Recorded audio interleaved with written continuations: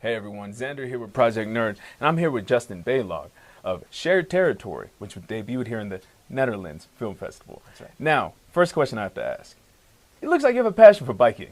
I do. You bike in all of these. Yeah, I do. I'm actor director, right? Yeah. Man, that's method acting. Yeah, it is. No, cycling is a big part of. Always been a big part of my life, and that's what Shared Territory is all about. Our tagline or whatever is stories that connect people and their lands through human-powered exploration.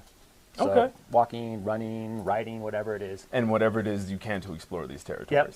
And now, speaking of shared territories, it's the discovery, or not the discovery, your journey through a hidden Antarctic trail, is it? That's almost there. Almost. A few degrees of latitude Okay. off. So Shared Territory, Iceland, specifically is a story as we traverse from the Arctic Circle, the most northern point of Iceland, to its most southern point, a town called Vik. And the original idea of the story, my wife and I had visited Iceland in 2014 to see the Northern Lights. You know, I mean, that's where you can see them, right? That's a great journey, exactly. And we were speaking to some flight attendant on Iceland Air, and I was like, hey, everybody rides around Iceland. Has everybody ridden through the center of it? And she just gave me like you might be able to. I don't know.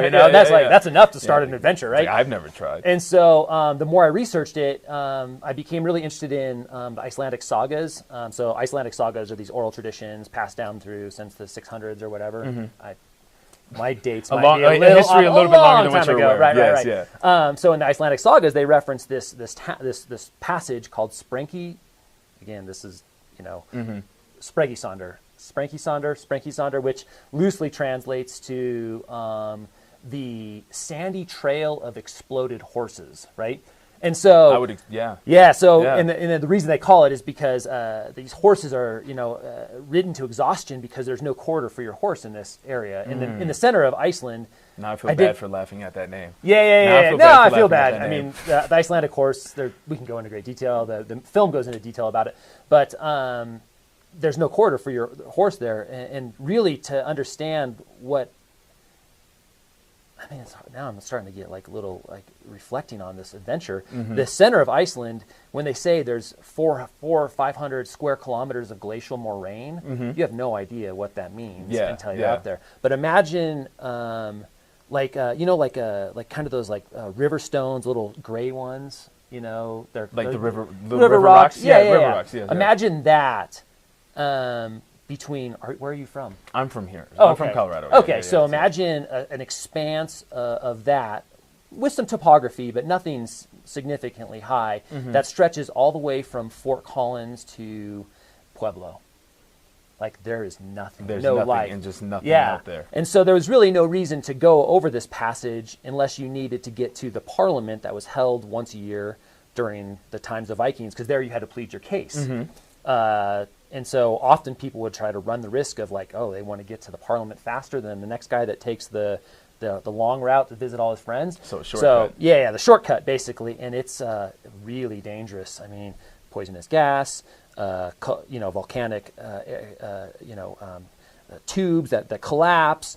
And then the one thing we did find out there that was really interesting was the difference between glacial rivers and mountain rivers, right? So mountain rivers constantly flowing, whatever, but a glacial river, you watch the genesis of a river happen before your eyes, right? So as you're traversing this glacier that's maybe 150 kilometers long, you start at 6 a.m, it was cold that night, the river's just starting to flow, but you can tell there's an expanse. And then you're trying to race time because as you get to the next river crossing, the next river crossing, the next river crossing, you go across 40 rivers. By the time you get to the last one, it could be 200 meters wide, 10 feet deep, and then you're just stuck there for the rest of the night until it drains that night. So this area is no joke. And how long were you out there for? Well, we planned the crossing itself, so we were on location for 2 weeks filming the movie, but the crossing itself we planned 6 days, it took 7 because we got pinned down by a storm. So taking all the elements into consideration, and part of that, you kind of already pre-planned for it, which is smart. Yeah, we kind of buffered for it. For a little bit, yeah. And I know one of your previous projects that I think was also going to show was the Roundup. Roundup, yes. And from that, watching bits and pieces of that with you traveling through that on your bike and then now going through here, I was like, obviously he loves biking. But just the sense of adventure I get from these videos of yours is just amazing. And then this next one too, after hearing everything you just said, I definitely want to watch it now. Oh, right on. I definitely want to watch it. I hope now. you do. I do. Oh, I really do. You have me so enthusiastic to see this now. So when this comes out, where can people find this at? To see so we're going to be premiering it, I think January, that's again loose date, January 24th in Salt Lake City.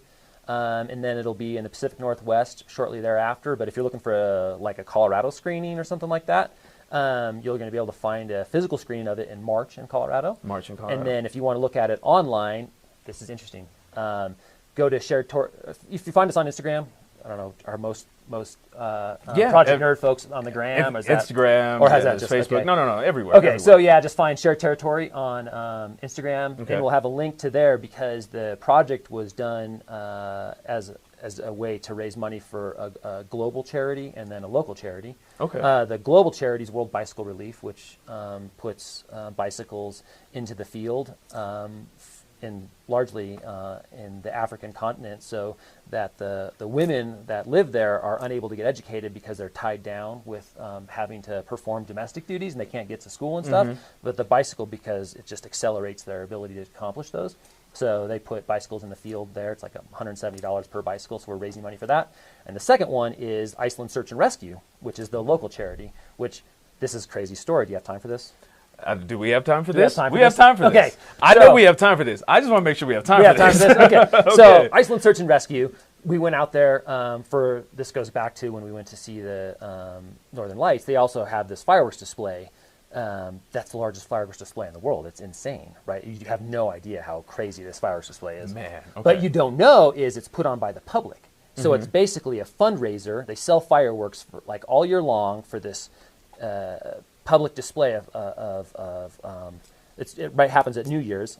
They do a political satire show that we don't speak Icelandic, but they do this political satire show that we even laughed at because we watched it. We had to vibe it's out. It's like a potluck for fireworks. And then a potluck for fireworks. It is crazy. Oh, and man. so they raise crazy money, but it's there's no regulations, totally deregulated. Okay. So you'll have an 8-year-old or an 80-year-old carrying pop bottle rockets that are as big as these cameras and launching them, and sometimes they fall over and explode in the crowd. Sometimes they just hit the church, and who's local and who's not local because the locals have protective eyewear on because ash is just ready. They're prepared. Ash is just raining out of the sky. Yeah. And then us without glasses, embers are falling at us. It is crazy, right? I can't see. I can't see. And so that's a fundraiser for search and rescue. So we're like, we got to raise more money. This seems dangerous. Maybe if just 2 of us perish on this Spranky Sonder making this film, it seems safer.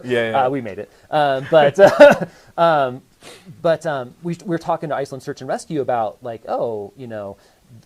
cover the whole of Iceland during the year. They help locals. They help tourists. And we're talking to them because we figured, how often do you save somebody? Iceland Search and Rescue. What would your guess be? How many times a year?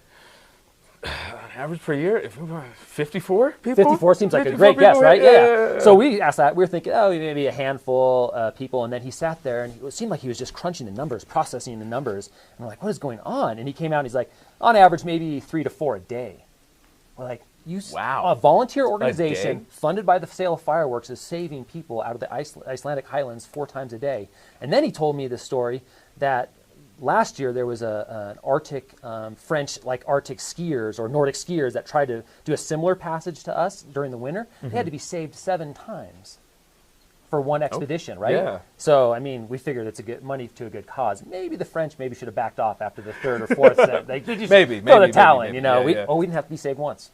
We were good. Thank you for that. Thank you for that. That was great. Great. Yeah. So so if you want to find it.